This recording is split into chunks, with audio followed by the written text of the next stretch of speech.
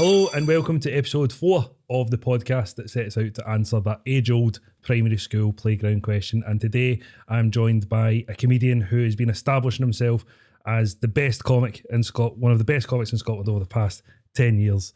It is Christopher Macarthur Boyd. Yes. How we doing, my man? What an intro, man. Thanks. 10 years, mate, you've been in this game nearly. In February, it'll be 10, yeah. But then, I wasn't doing a lot of stand-up during lockdown, so I kind of take a year off. Just twitching. I was just twitching Just away my house, playing. just freaking out like that. And also streaming, playing Dark Souls. Yeah, that was a rough year. But that was a bit deep there. Like, oh, you went into yourself there. I forgot. Blacked that I forgot out, the world ended for a bit.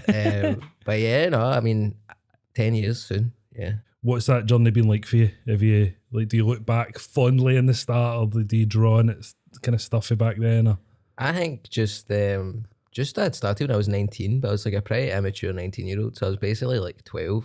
That baby face of yours as well, man. I know. But I do have a baby face, still get ID'd for flags and stuff, but it's like, I think a baby face ages well. Do you know what I mean? Like, if somebody's handsome when they're young, then like, you know, they look alright when they're like silver fox, but like when you've got a baby's face but also receding hairline, grey, bags under the eyes, you're like, God, what happened to this baby, man? He's on a rough paper. Pure stressed baby. Oh, that's class, man. Did you always want to do stand-up comedy? Was that your kind of thing when you were at school or anything like that? Yeah, no, in school there was this thing and it was like, what do you want to do when you grow up? What's your like ideal job? And I said, I would like to do stand-up because I'd seen like Jack D on TV. And he just seemed to be professionally grumpy. So I thought, you know, I'm pretty grumpy. I could probably get away with it. That is the dream right there. Yeah. Just, what was school like for you, big man? What was that? Was that kind of? Oh, did you get support when you said you wanted to Did be? I get support? No, like to be a stand-up comedian. No, like They contacted Pastoral Care and they went this week. When you said you want to be a stand-up comedian, did you get support of that? Yeah, they let me do stand-up in front of the full school and assembly. On Joker. I didn't know you had to write your own stuff at the time, so I had this joke book that I got in the Gallery of Modern Art gift shop, and it was like a bat's head with googly eyes, and he unzipped its mouth, and it was like a joke book inside. So I just read stuff out of that. So that's what you thought Jack D did? Just went up and I don't know what he was doing. I was really coming at it for like a analytical. I was just like 10 years old, saying Jack D has a ghostwriter. So I just read stuff out of that, and people didn't really seem that into it, to be honest with you. But I was just like, there you go. Oh, these just blank faces and his like, legs crossed in the assembly hall. It was because it was a bat. It was like Halloween themed jokes, but it was in like April or something. So I think people were just like, why is he talking about like wizards and stuff? 100% that joke. Why did the skeleton not go to the disco? No blood. Like classic. I think that was my opener. Strong opener. Where do you go from that? That's where you went wrong. Yeah. I hope you learned from that and you now build to the crescendo of that kind of joke. That's my big closer from my friend's show there. That's the headline joke. Now you mentioned Jack D there. You're a stand-up comedian, an amazing stand-up comedian at that. If I could ask you, what is your top 5 comedians? Mm-hmm. I know that's a hard question. I've asked Susie this. What did she say? Do you remember? Billy. He was on it. Frankie, Kevin Bridges. She had Alan Carr. Alan Carr. We met Alan Carr. Me and Susie met him at the Fringe. We were just walking there. She was giving me a lift back to Glasgow because I was commuting every day. Right. And she gave me a lift. And then we walked out in a car. And then I was seeing somebody I knew. I was like, all right. And then they were like with him. And I was like, oh, all right. And I had to get a selfie for my mom because that's her favourite comedian. Is that Yeah. And I can't remember it was an American guy. I can't remember who said. Oh, I don't know. I can't remember. I think he's like a comedian turned actor now. I cannot remember him, but I can't remember. Jamie Foxx.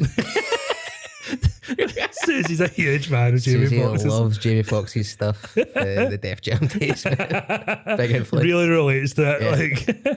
But can you try? I know it'll be difficult, but try and give me your top 5 comedians, man. I would say it's a hard question, mate. I know, like that's because it's obviously the people will be your inspirations or people you just like. You might not draw anything from them, but there's obviously so many comedians out there. But there's also comedians that like I loved and were huge inspirations, but then they're not anymore because they were doing all kinds of stuff. you know, in green rooms and whatnot. So funny enough, but I would say definitely Billy Connolly. Used to watch. He can't really do stand up in Scotland, and also Billy Connolly's favorite It's comedian. kind of comedy. Like I had like Sanjeev on the last episode. Like, but I asked him about his top 5 favorite things about Glasgow, and Billy Connolly was that one of those answers. You know what I mean? Yeah. Like a whole city, and one of them was Billy Connolly. He is class, man. He's such a weirdo. He's not the type of guy that you would expect No. Glasgow to like. He's a big hippie. Yeah, especially back then as well, man, like totally, being eccentric but I don't know, just people. It's very protective, don't we? So because he went out and was on Parkinson's and he was like, he's a weirdo.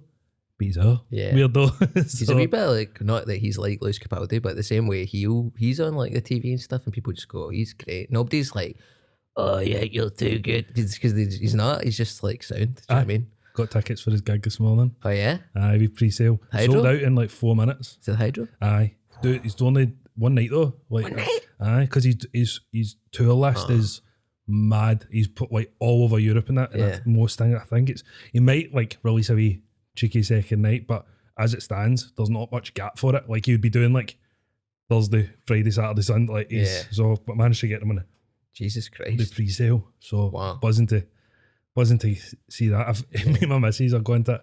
We've been together for 4.5 years. We have a kid. We are engaged, and we've obviously lived together, and we've never been to a gig together. Really? We've done some major milestones in life. Never been to a gig together, so that'll be good. She got a different taste of music for you or something? No, I love live music. I just hate gigs. Like I hate being in close proximity to that many people. You know what I mean? Like, and I'm a big guy. I just get awkward and like. I'm a wee guy, so I hate you. But, mate, that's why I feel bad. See, when I'm stood at a gig and I'm like, I know there's people behind me. You should feel bad. That's the thing.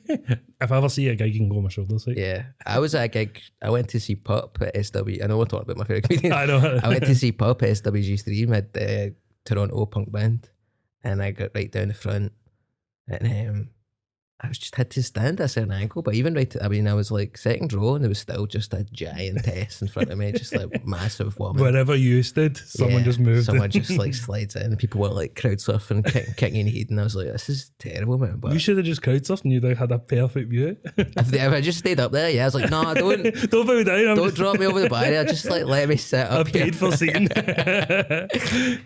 So Billy Connolly, obviously, sure. Yeah. Frankie, probably. I'm just going to do what Susie did, including Jamie Foxx. Frankie's brilliant, man. He was like, I liked Billy Connolly when I was like a wee guy. Like, I would go to like Caravan Park with my mum and dad on holiday and like stick a video on. It was also like something you would buy your dad for his birthday. All biographies or the just videos. He travels around the world and stuff like that. All them, man. So that was when I was a wee guy, but then I was a teenager.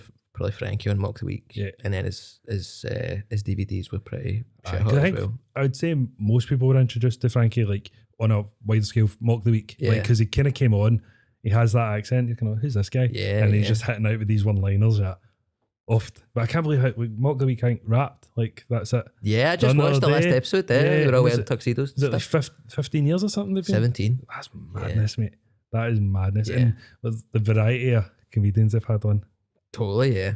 But I mean, I did notice at the end they done like a wee slideshow and they didn't include Frankie. And I was like, that's back out, man. Oh dear.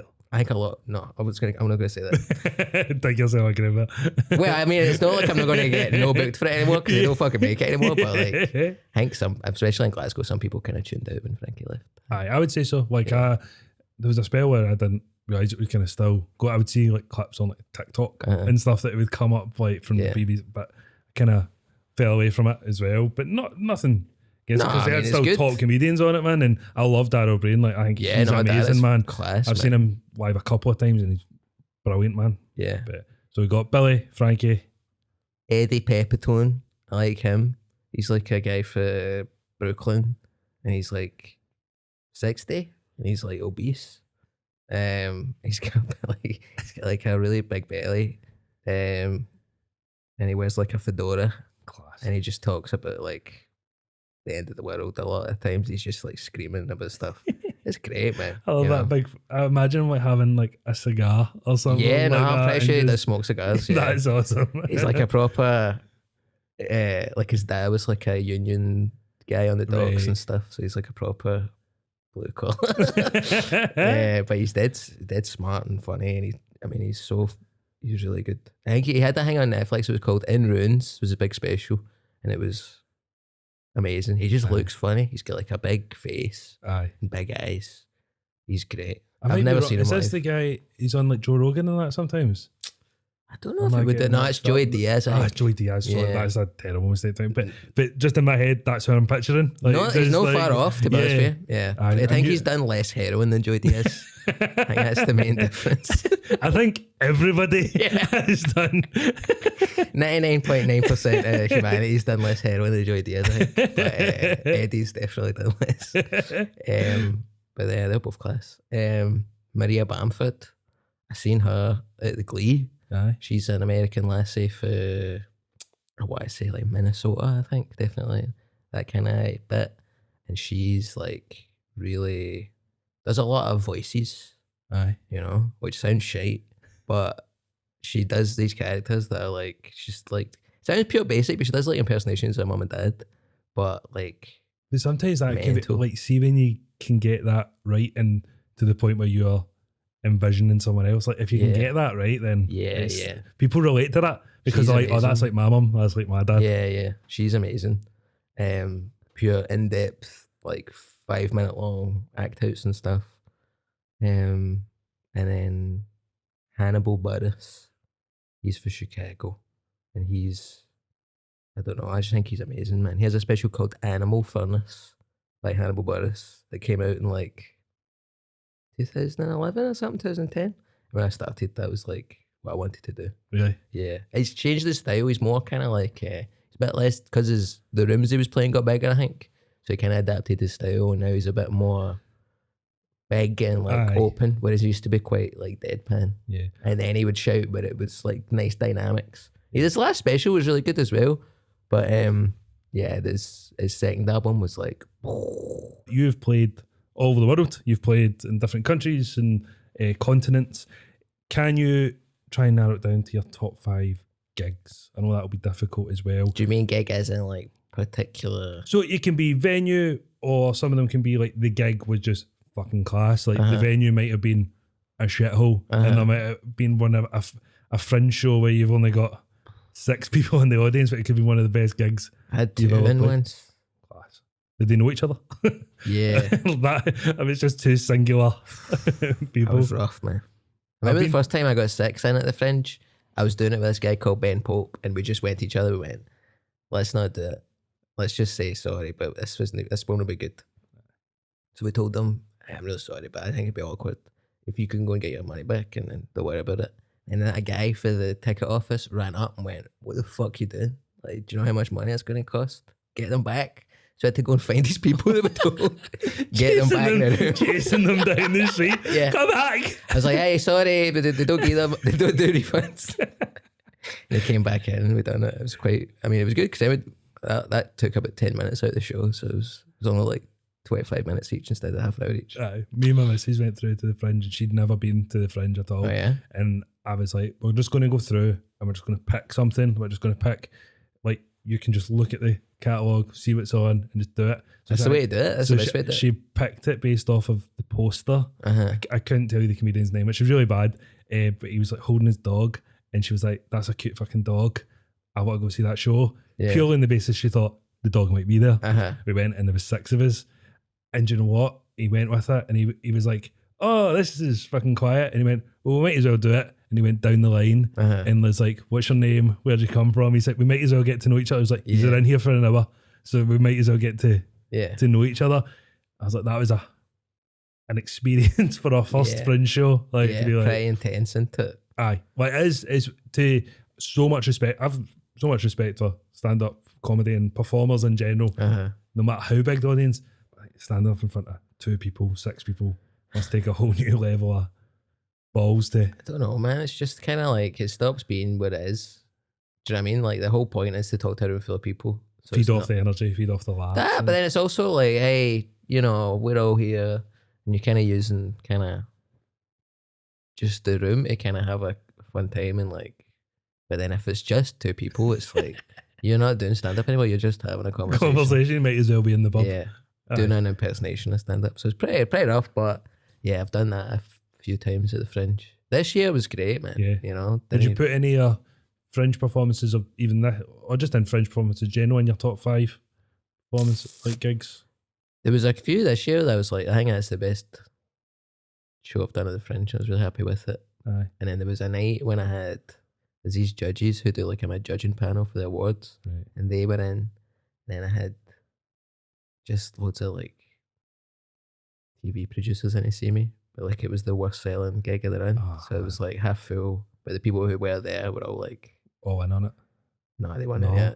They were nice, but they were just like, we have seen every stand-up there's ever been, so you need to kind of be really, I mean, it was just sucked. And then I went into like there's like a good, if you're looking for a bathroom to cry at the Fringe, the National History Museum, right, just over the road for Gildy Balloon, they have a really good toilet. It's like really comfy. Good acoustics. Great acoustics, so you can properly hear the crying that you're making with your own body. Just all the cubicles on these different comedians. Every tear falling down just drips on the floor and it just like reverberates beautifully. So I'd really recommend that one. And then, I don't know, it's just comfy to do shit in as well. So it's so important. Yeah. It's so important. Next time you're like for something to do at the Fringe, just go for a shite. Sarah, we're going to the Fringe. We're not going to see your shows though. We're heading to these toilets. Wait outside. I'll be an hour. Yeah. So I think that was a great, it was like Monkey Barrel Comedy Club this year. And they're great. They really make sure that you don't lose loads of money at the Fringe, because most places fucking rinse you, man. The money in the Fringe has just started to go up. Even like you say, you were commuting to live in Edinburgh for that month is pretty impossible now. I fucked it though, because I was getting the train every day, which saved money. But then sometimes I would have to do like a late show, and then I would miss the last train, and I would have to get a hotel last minute in Edinburgh at the weekend. So that would cost. I ended up having to do that so many times. I basically spent as much money as I would if I just got a flat and got the train. Learning experience. I mean, you say that, but it's like the third time I've done it. So it's like the third time I've commuted. Are you doing the exact same thing? I've told myself I'm getting a flat next year, but I sincerely doubt it. You're so Glaswegian. You're just like, I can't bring myself to live. It's like that. I read an interview you did, and you said your favourite thing about Edinburgh, and it's its proximity to Glasgow.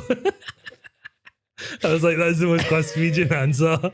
I pure changed my mind, but I think there's loads of stuff to, I guess, that might thing like Glasgow and Liverpool have, where they're just like, everywhere else is shite. But Edinburgh is cool as long as you don't expect it to be Glasgow. Do you know what I mean? Like, as long as you kind of. That's a very valid point. Take it on its own terms and go, all right, yeah, loads of American people walking about with cagoules on.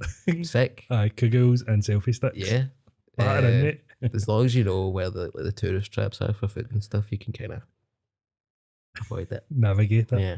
So moving away from Scotland, can you pinpoint any gigs out with Scotland that you would put in your top 5 Right, gigs? so I'm going to go, my Fringe venue there, that was good. It's quite drippy though, I did notice. There was like an air conditioning unit, and then like, it was amazing. But like 3 weeks in, it kind of got busted, and then it kept, there was like one particular seat that would get like dripped on for an hour, and I was like trying to make sure people didn't sit there. But then if somebody came in that didn't like the look of it, I'd be like, oh, you just sit there. And then they just get fucking dripped. That's the tears of previous comedians. Yeah. And then I would say, just keeping in Scotland, I would go Fringe venue, so Carnivore 2 for Monkey Barrel, and then the Stand Comedy Club in Glasgow is pretty, that was where my first gig was. Right. And then in London, the Comedy Store in London's class. That's like got the same vibe as the Glasgow Stand. Is it the same kind of, but like double the size probably. Right. And like really, the thing you want in a comedy club is like the lowest feeling possible. Aye, just holds everything on. Just makes the laughs bounce up and down a wee bit more. What's the biggest venue out with your top Biggest? 5? I'm just curious. Biggest venue you've played? I think opening up for King's Theatre, opened up for a few people in there, and then I opened up for Jack D, the Playhouse in Edinburgh. I'm trying to think. I opened up somewhere for Jason Manford in like Coventry, and that was like an arena. Right. And I was like, I didn't know Coventry had an arena, you know what I mean? I'd never been to Coventry before, and I have been back once actually, and I mean, I don't know if they'll be at the time, but it was like, Well, I don't have a big audience it was in just, Coventry. I really so don't, man. Yeah, so that was Coventry. Or pretty big. Try to think, have I done anything like huge? Not really. No. Nah, just like big theatres is nice. Aye. You know? I think something about the theatres, it's like, because although they're big, Uh-huh. they're still, everyone's still kind of on top of you. Although I went to see Dylan Moran at who would also be my top 5 comedians actually if I was going to go back. I seen him at the Kings, and we were like right up, like you could touch the ceiling.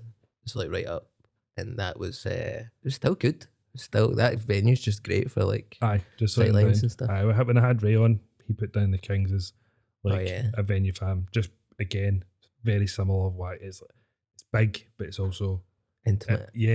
Which is a perfect balance. Therefore, yeah. So Coventry was not in your top 5, but it's certainly one of the biggest. So it's Monkey Barrel Stand, Comedy Store in London.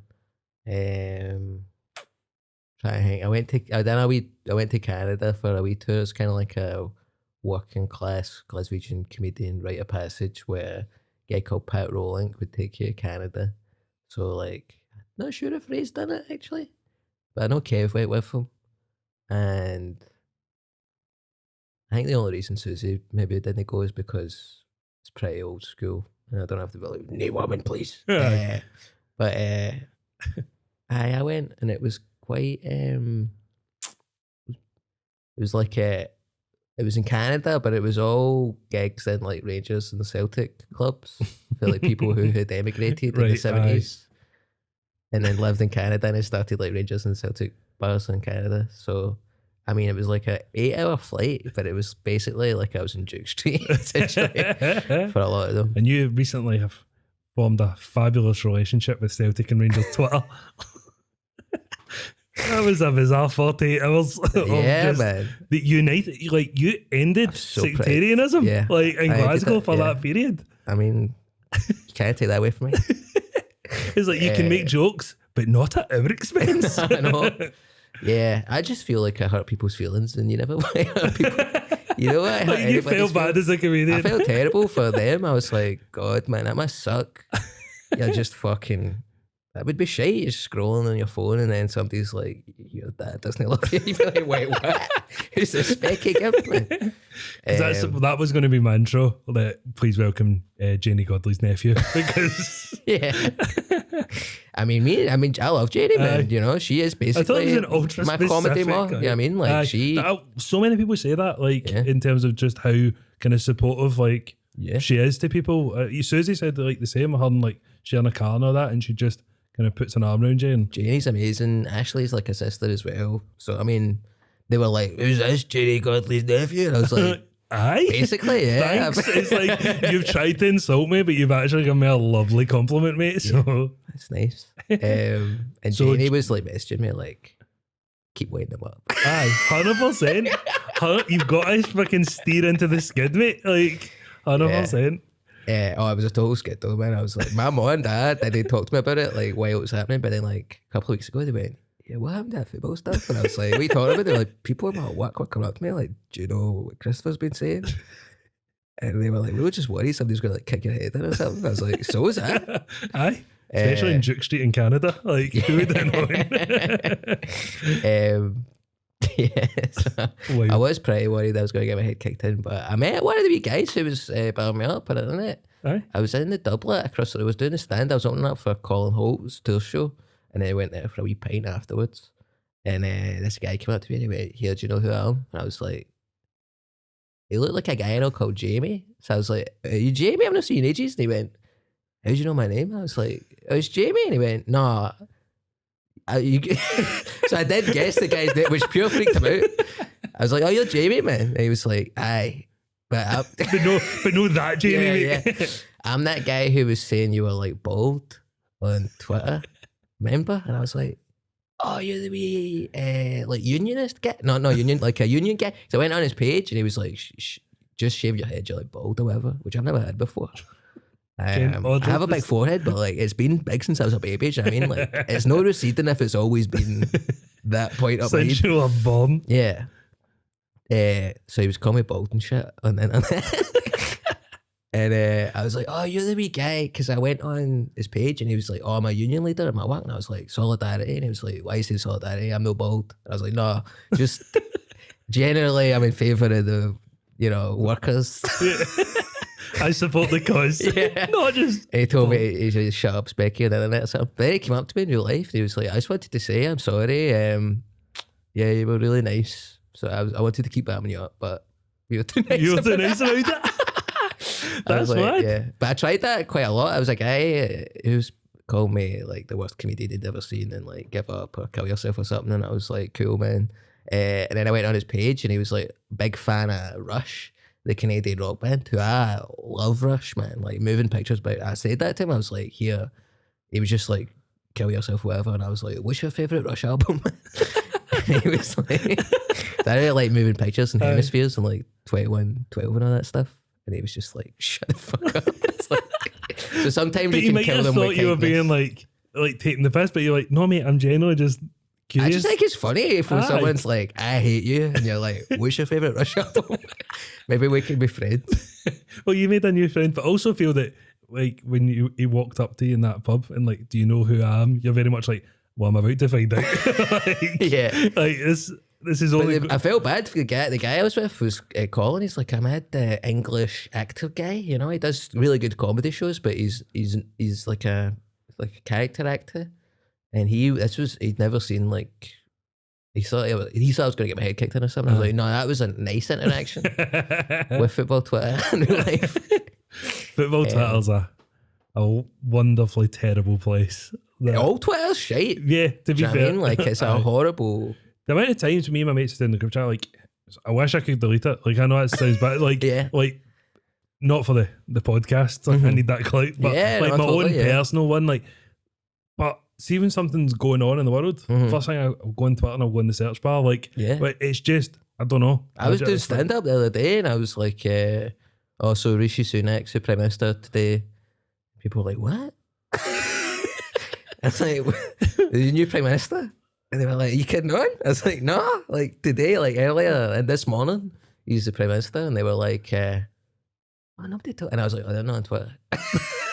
Because you could scroll on Instagram and tomorrow's newspaper. Like, you could scroll through Instagram and go through every one of your pals' stories, but none of them's going to be talking about Rishi Sunak. Do you know what I mean? Whereas Instagram is like a fucking Twitter's like a fucking hellscape, man. But I don't, because that's my kind of confusion that newspapers still have such. Like, people still buy newspapers because it's literally yesterday's news. Yeah. Like by the time, and they could run a story about Liz Truss. Yeah. But then she's not the Prime Minister by the time you're reading it. Totally, but it's mad. But you say, I wish I could get away from Twitter. But sometimes I'll be on Twitter, scroll through, close my phone, lock it, watch telly, pick up my phone again. It's weird. It's just as this kind of. I keep doing this thing where I just like wake up and then immediately just go on it. Yeah. And just scroll for like, and then I just go, right, just still look at it, man. I know. But it's, I don't know. It's what it get is. off it. But that was a weird. It was funny because it was really intense for like 3 days. People like, I hate this cunt, blah blah blah. But then after that, it was only like one a day. Just one guy would go. Shut up, fucking raging guy. Yeah. Just like one raging guy a day, which is pure manageable. But now it's like that's just the standard. Look at you, mate. Yeah. One raging guy a day. Yeah. So it was just kind of funny that it happened at the start of the Fringe. So back on to what we're talking about. So what were we saying? Monkey Barrel, Stand, Comedy Store. And then in Canada there was a cool place called it was one of the football clubs, I wouldn't say which one. But it was in a place called like St. Catherine's. And it was like a wee town outside in Ontario. And some of the gigs were pure hard. Like you show up to like a Rangers bar in Canada full of these old guys, and there's no stage and no microphone, and you're basically no punters either, and just like came for Scotland, and there's like 6 people around the table, and you're like, hey, here's half an hour of stand-ups. And I didn't get paid for it either. It was just like an experience type deal. And then the guy gave me like a per diem, but I just spent all on a tattoo. So that was my payment. That's that. What tattoo did you get? I got a rose tattooed on my arm. Class, man. It's like for my nana. because there's a Johnny Cash song called "Don't Forget to Give My Love to Rose," and then her name's Roseanne. So That's class, man. Yeah. That's class. Big I should have Johnny bought dinner for myself, but I just bought a tattoo. Cash. It's what your nana would have wanted. Yeah, I showed her it and I was like, "Oh, Nana, what'd you think?" Pure like don't forget to give my love to Rose. And she was like, "Oh, yeah, she liked Johnny Cash," and she was like, "Yeah, I don't like tattoos." Do you know what I mean? I was And like, you're looking awful skinny. Did you be eating in Canada? Oh no, because just free poutine at the gigs, man. But there was a place in St Catherine's and it was like pure packed. And I had it was a very fond memory. aye. Just doing stand up to like all these kind of old Scottish people who moved Expats. away and they were Aye. like, "We want to eat taste the home." So that was nice. It's like, who's been to cool winning? It's like- And then I think for Australia, you do loads of gigs over there. There was this gay bar called Connections where you do, it's a pretty cool name. I think I'm going back there at the start of this year. I'm going back to Perth and Adelaide, but in Perth there's a gay bar in Northbridge called Connections, and you would do, there's like a balcony, like a wooden balcony up top. So there's like the big main cabaret bit, but then up, Aye.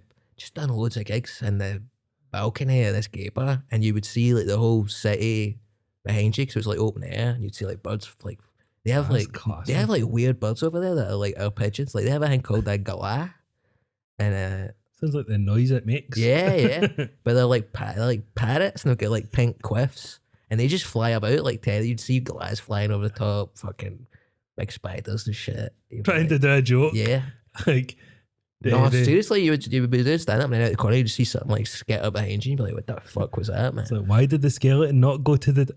Oh. Yeah. But see what I was talking about, where you always want a comedy club with like a low Aye. ceiling. If you're on a balcony, like the laughs they They just go away, man. Somebody's like, "Ha!" And you just come back. go up to the moon, man. You're like, this is. That's class, man. But that was like, I died when I started. The first time I went over there, I was like dying every gig for the first week. Aye. Because you just don't realise so much of your stuff is like based, if you like do stand up in Glasgow a lot or do it in Scotland a lot, you realise you got like a lot of like Scottish phrases that you're using as like wee shortcuts for laughs and stuff. Aye. And over there it's like you need to just be like talking about being alive because they don't know what you're talking about half the Aye. time. You know? They're just all about vibes. Yeah. All about vibes. Now, we briefly touched on it at the start that during COVID, you took a forced step away from comedy and you moved over to the kind of Twitch. It's forced to Game. resign from stand. At least there wasn't like a scandal that forced it. That was to come, the Yeah. Scottish football Twitter scandal. Oh yeah, man. But you moved on to Twitch and did a lot of gaming. Now, I'm not a big gamer. Like, I've got my set games. I'm FIFA, Call of Duty. Like, I just think it's so funny that you've called it computer games. That's what it is. I don't think it is. I think it's like they're called like video games. Computer games? games, something your granddad would say. I'm 33. You playing any computer games? What would you say for? Video Yeah, games? because he's Fucking he's losers. not 90. Computer game? Fuck off. I'm heading this bit out. So here we have your top 5 video games. So is it consoles or is it? Aye, so consoles, because I would, if I said games, you'd be hitting me with games that I'm just no familiar with. Yeah. But consoles, I think there's so, even now they're still producing like all the kind of switches and stuff. It's no for me. But if you could, What's your issue with the Switch? it's just not for me. It's Would you not a be- Game Boy. It is a Game Boy, No, basically. I know, but it's not. You can play N64 on it. I know, but I know you can hook up to your telly, can't you? Yeah. Aye, see. So you literally play it like that, like a Game Boy, and then you just go, and then it pops up on your telly at the exact bit you were at. It's amazing. That stresses me out. I call them. Why would that stress you out? Because I call them computer games. Oh yeah, fair enough. This is far too like advanced for me. But it's great because imagine you were like sitting playing, try to think of a game like Zelda or something, Aye. and then your partner comes home and she wants to watch something on the telly. You go, all right, out the hang, you're holding it, you play. There's no like, it doesn't have to load or anything. It's perfect. I don't understand what your problem is. Is the Switch in your top 5? Yeah. Right. Because I was going to say, see if it wasn't it, you were very fucking passionate about the Switch. It's fine. I think it's about my 12th favourite console. No, I would say Switch is number, I know not a number of them, but probably like, I realised that it's like one of the best consoles I've ever had. So sorry if I haven't got you there, but I'm It's all right, passionate brother. about It's it. okay. I would say PS2. I think PS2 is a phenomenal console. Unreal. I think, remember the first time I played it, I think my uncle Mark had it. And I would be going around there a lot because he had a PS2. I think it's mad how far we've come, but one of the like about a PS2 was that you could put it on its side and the wee PS symbol spun. And that was like, holy fuck. Sick. The PS symbol spins. Like, that was sick. huge. I just thought it was cool that you could put it on its side at all. It was like, Aye. oh, it works like that. It works like that. Aye. I just remember being like, I remember the time I seen somebody put it sideways for the first time. I was like, what? Psychopath. But then I went, wow, future's here. It's 2002, man. I just playing Grand Theft Auto 3 for the first time on a PS2 and just being like, oh. Aye. Like I'd played Grand Theft Auto 1 for the PlayStation 1. Then But was it Grand Theft Auto 1, 2, and then the London? London 1969. Aye. And then 3, then Vice City, San Andreas 4, Aye. and so on. Like that jump though from like 2 in London to 3 was It's insane, man. mental. It's beautiful. Like it was probably a point in cultural history where everyone like just universally was like, this is one of the best games of all time, or led to maybe one of the best games. Like, I'm a San Andreas. Your San Andreas fiend. But Vice City, obviously. But I think it's, have you seen the videos of like the wee guys like playing it and they get caught like they're like 6 and it's like dad walks in and they're like in the stripples and all that. No. It's just like it was this wee That guy. was just what happened to me when I was a wee guy. I was like, I found a new level. My dad's like, a fucking creep. So we got the Switch, PlayStation 2. I don't know what your issue is with the Switch, but I think you need to give it a bash. It's pure stuck in my craw. I would say Xbox 360 was. I didn't have a PS3. That's the only PlayStation I've not had other than I don't have a 5 yet. I might not get a 5 because Bethesda got bought by Microsoft, and I'm a big Bethesda guy. I like Skyrim, Fallout 4, Right. and this new series coming out. It's like called Starfield, I think.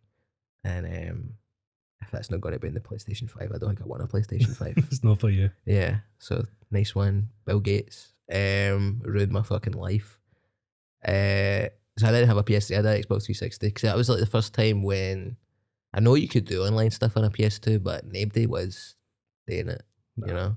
So I think Xbox 360 was the first time I was like had like a online gaming thing. So just playing like Halo 3 with people on the 360, Guitar Hero 3. I just didn't like the controllers. What? Because I was PlayStation like all the way through. You didn't like the controllers? I have an Xbox. Didn't like it. It's always confusing that first time you go for like the square, the triangle, circle, next, and it's like press the A button, and you're like, give me a shape. Yeah. Press the A button. You're like, fuck. It's great. I don't know. Pause. Yeah. So, but I think the controller was nice. It wasn't that dissimilar for a PlayStation controller. Do you know what I mean? But Aye. it did have the kind of the A and the B and the X and the Y, and I was like, I don't know what the fuck you're talking about, man. I love that some people listening to this will like feel this with all their heart, like, mate, I can totally feel what you're talking about. Other people, like my mum's gonna watch this episode and be like, what the fuck are they talking about? That's the A, B, and X and the Y. But it was like some game. You had a lot of games around that time when it was like, what was it called? Like real time sequences, I think they were called, where it was like been a cups like Resident Evil 4. Where like a guy will come out with a knife and it's like press A now to not get stabbed in the head. But like I'm looking at the controller like what I don't know what one it is. Too late. Too late. I've got a fucking Stabbed in the switchblade through my temple. The Xbox 360, PlayStation 2, and PS2, Switch, Xbox 360. I would say I think the Nintendo DS had a lot of great qualities, but ultimately I think the Game Boy Advance SP was truly a game changer in terms of the fact that it was the first Game Boy that had like the light coming out the bottom. Aye. So when I had the Game Boy, like the grey brick one, Aye. I had the Game Boy Color. I had like a transparent purple Game Boy Color. It was beautiful. You could see like all the wee microchips in it and stuff. And then I had the Game Boy Advance normal. That was purple, but it wasn't see-through. And I had the shoulder buttons for the first time for a Game Boy. And that was fine.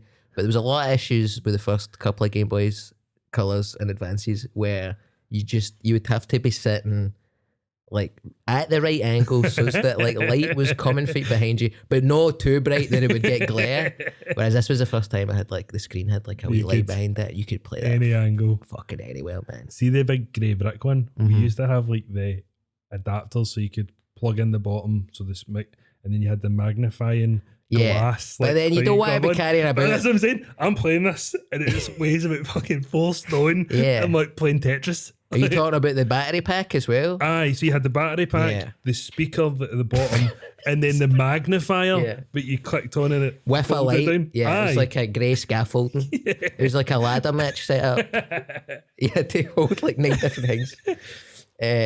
So it was perfect. It was the first time you didn't need all that shit. And it was just a great console, the Game Boy Advance SP as well. And it was the first time they took the thing that the DS would have, where all my Game Boys I would have pure scratched screens. Aye. But this was the first time it was like they're bringing that back. Like mobiles now have you're getting that new type of mobile. It's like a folds, and like Gen Z are losing their shit over it. I'm like, come on. Should have had a Razor. They were fucking class. I remember the first time I seen a guy wear a flip phone. It was Wolf the Gladiators. He was doing a personal appearance in my school, and I just remember him going. And I don't know why, because it's not like he's like, I turned my life around or something. It was just like, Wolf's here. What school did you go to? Garra Hill. In Garra Hill, thought, do you know who we are fucking getting? Wolfie Gladiators? Yeah, showed up here, grey hair, big kind of like, I mean, I can talk, but like kind of like receding hairline and a cliff and like a mullet. And I just remember him going, he was signing something for a wee guy, and then he just went, I need to take this. Flip the phone like that. Hello. I was like, this guy's class, man. That's a whole new episode, like your top 5 gladiators. Like, I'll be here for hours. I'm a Wolf, mate. I was pure delighted because he was my favourite one. Aye. I was like the kind of bad guy, do you know what I mean? And he was had a kind of sinister side to him. I used to push John Anderson. Yeah. No, he was a rat, man. He was a wolf. What was the question? Consoles. One more. Game Boy Advance SP, because it had a flip thing to it. Then I would say, honestly, it's kind of a 3-way draw between my current main console, the PlayStation 4, which is kind of dying. Turns it on and it makes that. It just sounds like he's got some condition. Aye. I tried to load up a game. It was during lockdown. My missus downloaded Sims 4 for it, and I was just downloaded it. So now it's taking up so much memory. And I tried loading it the other day, and we could see the kind of waves above the PlayStation. I was like, this is going to blow. Yeah, I was like, we need to turn this off. Yeah, I just got it's just now I'm playing some of these games that are like, oh, it's coming out with the PS5 and the PS4. So I'm playing Assassin's Creed Valhalla. It's free just now, so I'll be playing that. And you can just hear, even if I had headphones in connected to my controller, I could still hear like just fucking nightmare vibrations. Aye. So it's a 3-way draw between PS4, PlayStation 1, beautiful grey prince, and I just thought it was so. See that button? You don't get that anymore. See that button where it's like, and it goes. Phew. They are some great sound effects there. Yeah. Give us them again. You know, ASMR. People listening to that on repeat in bed. Just nostalgia. And then that noise when you turned on a PS1, it would just go. I mean, what a fucking beast. But now you just got PlayStation 4 going. Nah, my PlayStation 4 goes because I've turned it off without doing the shit. I mean, you didn't have that back in the day, you know. And then 3-way tie between PlayStation 4, PlayStation 1, and the Sega Mega Drive, which was my first console. Sonic 1, Sonic 2, Sonic 3 with Knuckles, Alex the Kid, Dr. Robotnik, Mean Bean Machine, Kid Chameleon, Golden Axe 1, Golden Axe 2, Streets of Rage 1, Streets of Rage 2, just Street Fighter 2. Nerds? Mercs?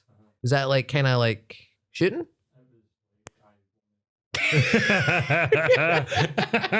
you just said that.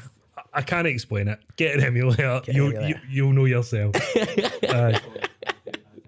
No, I completely understand. I remember I was sitting in, I was in Manchester and I was there the full day, and I was just in this pub and there was these two guys talking about stand-up, and they were just talking about like my favourite comedians.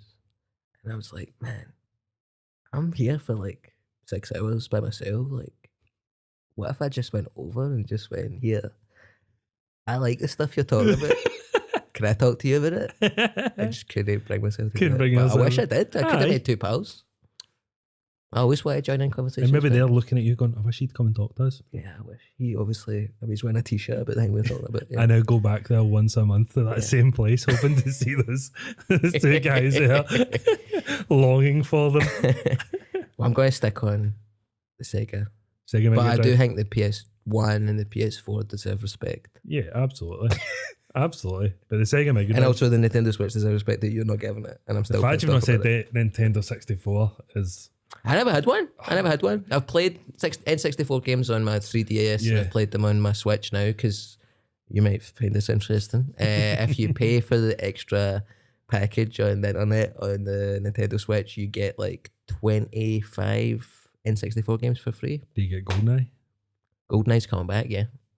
Oh, man, you've sold it to me. You sold it to me. GoldenEye for me is the best computer game of all time. It's coming. It's going to be free as well, and you can do online multiplayer, but with the N64 graphics. Because with GoldenEye, you could do like the cheat codes, and it was like paintball mode and stuff like that. But I just remember Donkey Kong mode, and it was just like James Bond and like Jaws and that, just running about with big heads. And I just fucking, as a wee guy, I was like, this is the best fucking game ever. But you were playing like a 2-player, but it was a split screen, obviously. So you could just see where they were. But at the time, you're like, where the fuck are they? Now you're playing like Modern Warfare, and it's this immersive world, and but back in the day, you're on the same map going, where the fuck are you? Even though you could look. I had this guy who was like, I used to go to his house and he'd be like, stop looking at my side of the screen. I'm like, it's there. I can't. But looking at the same screen, mate. So you're cheating? I'm like, well, you look at my screen and you know what I am. I always I loved the Odd Jobs hat, man. That was my favourite weapon. I've heard about people talk about this and they're like, oh, do you know that way everybody had that rule where like you weren't allowed to go a job? And I was like, I was just got him, man. Just being I went against the grain, man. Don't give a fuck. I will look at your screen and I will go. I'll make you go Jaws to be a bigger target, and I'll throw a bowler hat at your head. Even though you just said his name and genuinely only said random task. No, how from Austin Powers. Random tasks. Who throws a shoe? Like bloody throws a shoe. Just you literally said his name, and as I went to repeat it there, my brain went random task, random task, random task. Hey, blows that guy's cock up and Good times. Good times. People say I look like Austin Powers because my that's just glasses in it. I think it's the teeth as well, and my hairy chest. Sometimes I've got my chest out. You can't see my chest because I'm wearing a Coach jacket, but so I'm shagadelic, baby. I was going to say the raw sexual magnetism is what really people are talking about. I think so, yeah. Class, man, class. Now, before we came, I kind of fired these topics at you to have a wee think about, and I gave you dealer's choice to you to come with me for a top 5-year choice. And before we started, you hit me with it, and I think it's probably one of the most important topics I've spoke about on all 4 episodes I've done this, and that's your top 5 ice cream flavours. Yeah, this is a big thing. This caused more controversy than you've ever caused before. Ice cream Twitter's coming from me, man. Ice cream. Old Daz going like, "What's he saying about Stracciatella?" Fucking Oreo, fucking Oreo. What's your favourite ice cream flavour? Oh, see, I'm a mint choc chip kind of guy. Really? I really am just a simple, mint choc chip. But I like a sorbet. See, like just a mango that's not the question, or raspberry sorbet. I would choose that over ice cream. Really? Aye, man. Like a tub, but I would like. I know I'm a weirdo at that. Where are you getting the sorbet from? Any supermarket. Aye, but we're not talking about supermarket ice cream here. We're talking Have I gone into like a wee? Talking about gelaterias. We're talking about milk bars. Nah, mint choc chip for me. Mint choc chip, man. I'm really boring with it. I would say vanilla. You big boring bastard. Yes, people have talked about this already, but I would say people give vanilla a hard time. If you can see a milky, like cream, proper made in shop vanilla. Have you ever been to Mary's Milk Bar? No, man. In Edinburgh and Grassmarket. It's this lassie called Mary, and she studied the art of ice cream making at the Gelato University in Tuscany. And she makes her own stuff, and she has these like wild flavors, like fucking pumpkins and like sticky toffee puddings and like man on that. balsamic vinegar and ice cream and all this type of shit. It's like pure. But she also does the flavour I prefer to vanilla, which is she just does milk flavoured ice cream. Right. And it's just, there's no vanilla and there's no pods. It's just milk. Frozen Frozen ice. Milk. And it's honestly, it's the creamiest, dreamiest that's your dreamed, man. two favourite flavours so far. Vanilla and milk. Flavour number 3, the ice cream Twitter does favourite, stracciatella. Just little shaved bits of chocolate through vanilla. Flavour number 4, chocolate. Chocolates. Chocolate. Salinos or Cholinos. Do you mean it Salinos? Aye. Do you call it Salinos? Cholinos. Do you say what? Cholinos. Cholinos? Yeah. Do you have Italian heritage? Yeah. Aye. With this ginger beard. I don't know. I know some ginger Italians. I don't, mate. No, but I just said, I copied one of my mates who said that. I kept saying Salinos, and then people were like, Cholinos. It's like, you had to get that shape of the Cholinos. Chat. So I mean, in their chocolate is, you can like, are you an ice cream biter or are you an ice cream licker? I'm a biter. I'm a biter. Aye. I don't get brain freeze. I bite ice lollies and that. Yeah. Like, I'll give them a wee... Do you get brain freeze? Nah. No. Check we don't have brains. Yeah, that's no, they're just hard as fuck. Oh yeah, I forgot. I just cunt in Scottish ice cream. So I was saying. So yeah, vanilla, milk, stracciatella, chocolate. Remember they used to, my big sister used to work at an ice cream parlour called Swavies on Bailson Main Street. And they used to have Blue Sky, and it was blue ice cream. And it wasn't a sorbet, it was just blue flavour. Blue. What flavour is it? Blue. It's like, tasted like the sky on a nice day. So I had a lick of that and I threw it up. I'm going to put that as my 5th flavour. I had one lick of it in my life, but it really changed my life. It was memorable. It was an avant-garde ice cream flavour. You just really branched out. You're really used to that white ice cream. Do you know what? See that blue ice cream? Geez a lick. Yeah. There's loads of cool flavours in there. And because my sister worked there, I used to get like a big free tub every weekend. Class. What a life. Aye. Didn't know I was crushing life back then, but turns out I actually had everything sorted. Now everything's just downhill. Been downhill since I was 9, man. You know, 9 had the Game Boy Advance SP, blue ice cream. Not at all, mate. You are a BBC superstar now. You have been appearing everywhere, and I assume you probably met some famous faces along the way. Oh yeah. So away from comedy, if we can, you can include some comedians if you like.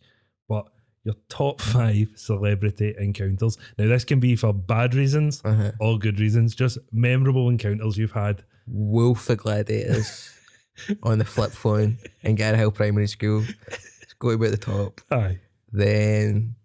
I'm expecting some names dropped here. Do not be scared to. One time, do you know the indie rock band The Horrors? I seen them in Pizza Hut and they were getting the buffet. Oh. Yeah. And it was like, do you know how they've had different phases? Like they were like, had a while where they were trying to be like kind of like the Water Boys essentially, and they were being pure like indie, like big reverb indie shit. But like this is when they were like proper Mighty Bush 2003 emo, like indie emos with like Tim Burton hair, big backcombed hair with like stripy shirts, white makeup. The skinniest jeans you've ever seen, like tobacco, fucking like cigarette jeans, and then like big Chelsea boots with a heel, and they were on Pizza Hut getting the buffet. What were you getting? I've never, because I'm so picky, I've never been a big Pizza Hut buffet guy. I would always just go for a kind of, it's even they say, it's like a, what do they call it, personal Aye. Personal Individual. size. Individual. Yeah. No personal. Your name written out in pepperoni. That's drugs that you keep for yourself when you're dealing. I'm talking about an individual. I've never liked that individual. Why? It's just nobody else uses that terminology. It's really sad. Yeah. It's if you've come on your Having own. an individual piece. I'm here for a pizza in the ice cream factory. What flavours have we got? Milk. It's like that wee woman for the shopping tune the fit. She's like an individual fruit trifle. So yeah, I've always been a kind of deep in the size up for individual.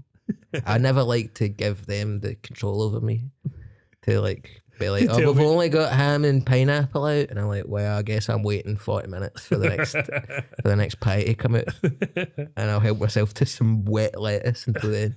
So I've always liked to take control of my own destiny and avoid the buffet when I'm in Pizza Hut. But I seen the horrors and they were happy with it, and I think it was at the time when Pizza Hut had the kind of self-serve pick your own ice cream. So I'm sure they were, man. yeah, the ice cream factory. Unreal. So I'm sure the horrors would dig right at that in 2005 or whatever. So Wolf of Gladiators, horrors, Yeah, and Pizza Hut. Hut.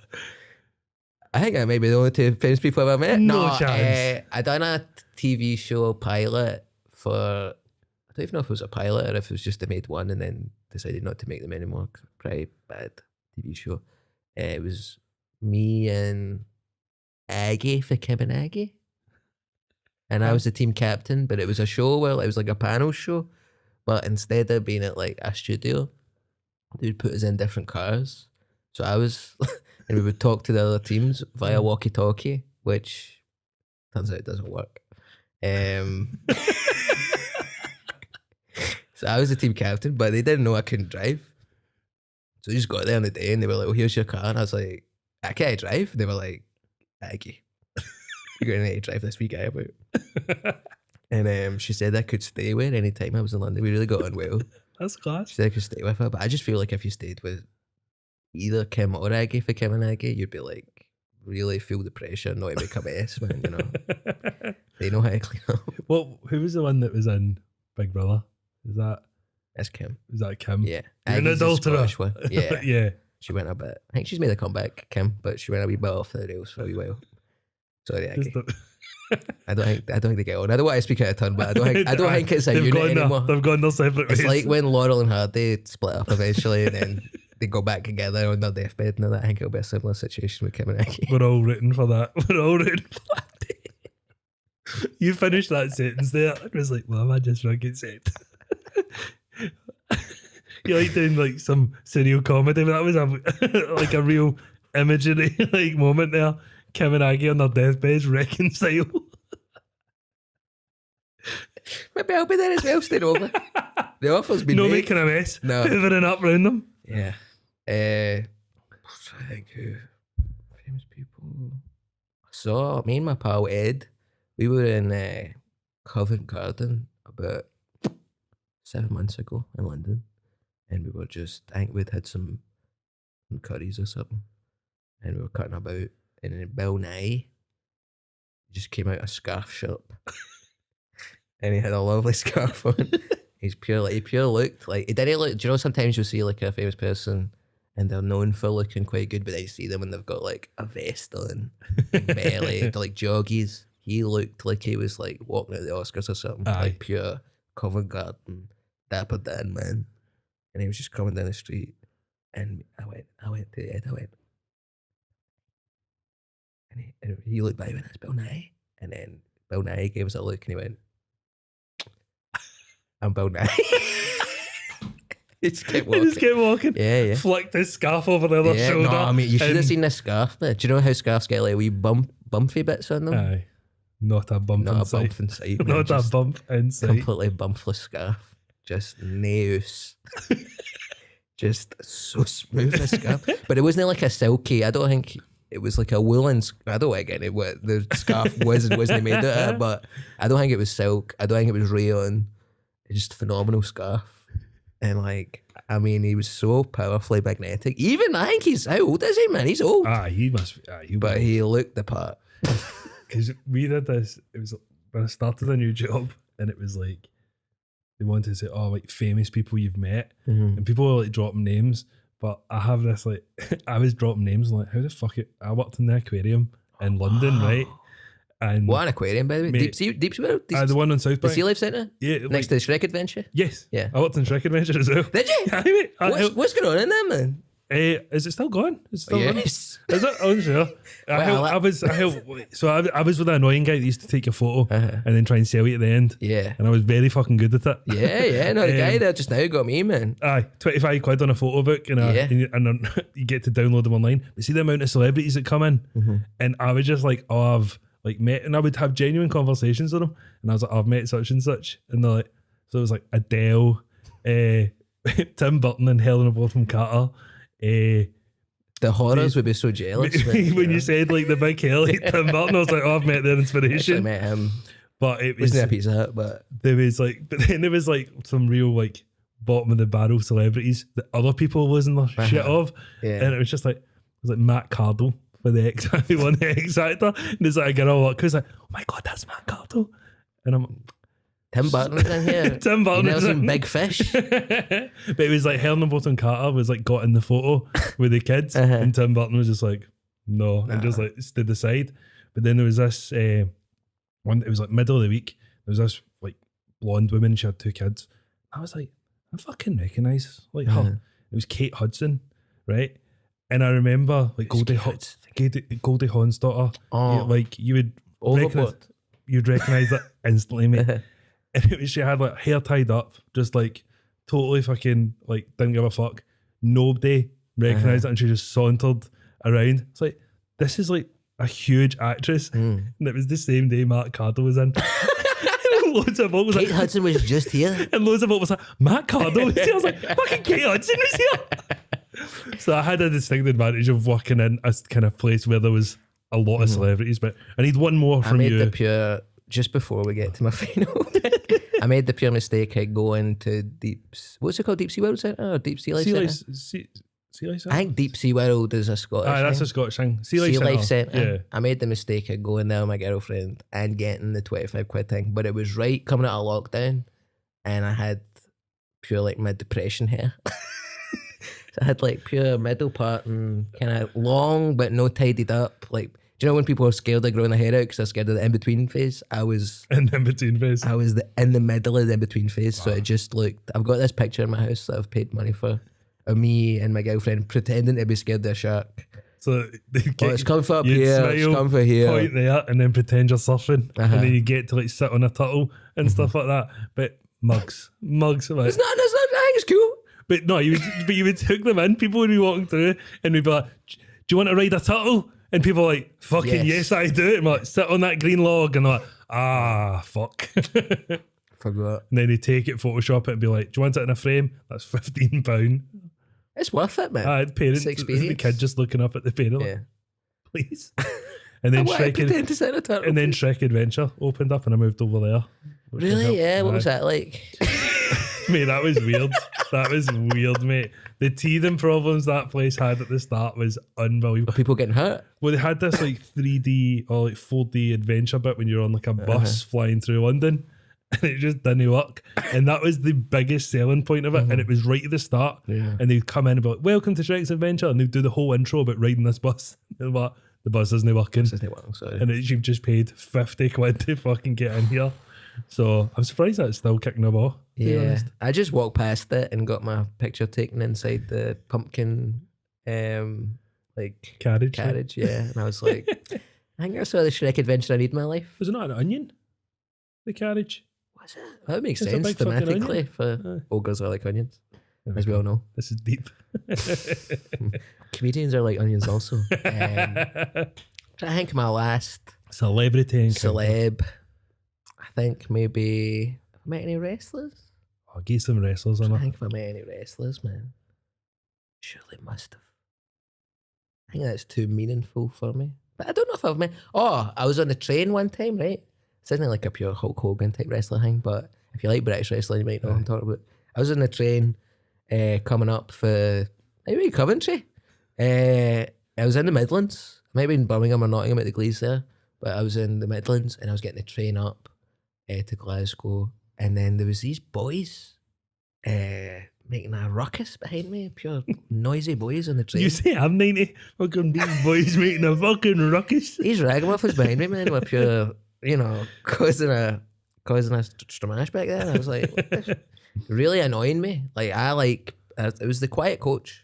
They didn't pay extra to be in the quiet coach, but you do click quiet coach for a bit of peace and quiet. And you should obey the sacrament of the quiet coach. If you need to take a call, go into the vestibule. Please go to the vestibule if you need to take a call. They weren't having a call, they were having a loud conversation. And they just sounded like so loud. I turned around and go like that, like make a face at them, even though they sounded quite handsy. I turned around and it was Pete Dunne, Tyler Bate, and Trent Seven. That's class. The British Strong Style boys, Mustache Mountain, and the Bruiserweight. And then they had another big guy with them as well. And I was like, oh my God. This was pure like when NXT UK was at its peak. They were coming up to do the Hydro show for ICW. And I was like, what the fuck? I was pure like, it was weird though. Like, I hated them before I realised they were semi-famous wrestlers. And then I was like, oh my God, I'm sitting near the British Strong Style. Oh my God, they're one of the best trios teams in the world. And then eventually I got fed up again. I was like, I don't give a fuck if you're my favourite wrestlers, but you're still being loud on the train. It was like the two guys in London. I was like, I want to go and talk to you. That moment passed you by again. I did go up to them and I went, here, shut the fuck up.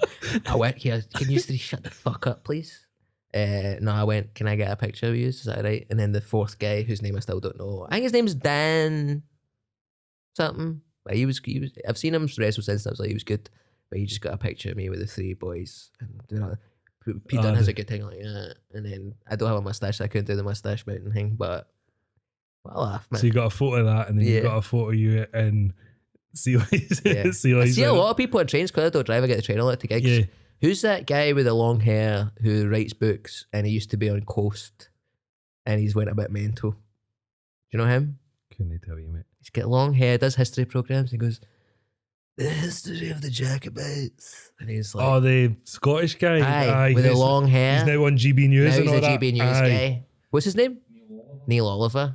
I see him all the time. Aye. So see when I'm on a train and I'm sitting at a table for four and then three women for like a night out. Aye, a Wigan night out. A 10 do for Wiggins. Only three, that's quite sad. But they sit there and I'm like, this is fucking brutal, man. They're like drinking drinks with like weed, penis straws and stuff and pure clinking penises and shit. Then I see Neil Oliver sitting over there and I know he's not enjoying it either. And they give me strength. I'm like, yes, you're getting all wound up as fuck by these lassies who are also winding me up. But now I'm reflecting the winded upness back onto you. You're benefiting from it. That is giving you strength. Take that, GB News. Classy. So that's 5 topics we have covered. Now this is the hard bit. As I said to you before we started, that my guests have struggled trying to narrow down some of the topics. But we'll get through them and we'll create an ultimate top 5. Now we'll start with the celebrity encounters. I think I know your answer. But what's your number 1 celebrity encounter? It's got to be Wolf for Gladiators. First time I've ever seen a mobile phone in my life. Flip phone, aye. I don't think I'd ever seen a brick one. I'd only seen that in films and stuff. Aye. You know, but this was my first time seeing a flip phone in real life. I was a swivel phone fan. See the Sony Ericsson like Walkman ones you would... Oh yeah, they were sick. They were so good. Did you ever play the N-Gage? That was like a games console. I remember seeing it on a stand that you could play in Blackpool with my nana, and it was like half phone. It was by Nokia. It was a games console, but it was a phone as well. Dog shit. Like the buttons didn't like it's just pure. You got it was called the N-Gage cramp because your hands would have to be in a certain position to play it. It was just like too many buttons, man. It's like 9 number buttons and 9 directions. It's like you don't need that many buttons. No, but that's definitely not in your top 5. I think an Xbox controller's hard. If we move on, that moves on nicely to computer consoles. I'm going to go for, I don't think it gets enough respect. The Xbox 360. Yeah. Strong in fact, do you know what doesn't get enough respect? The Nintendo Switch. So, Wolf of Gladiators, Nintendo Switch.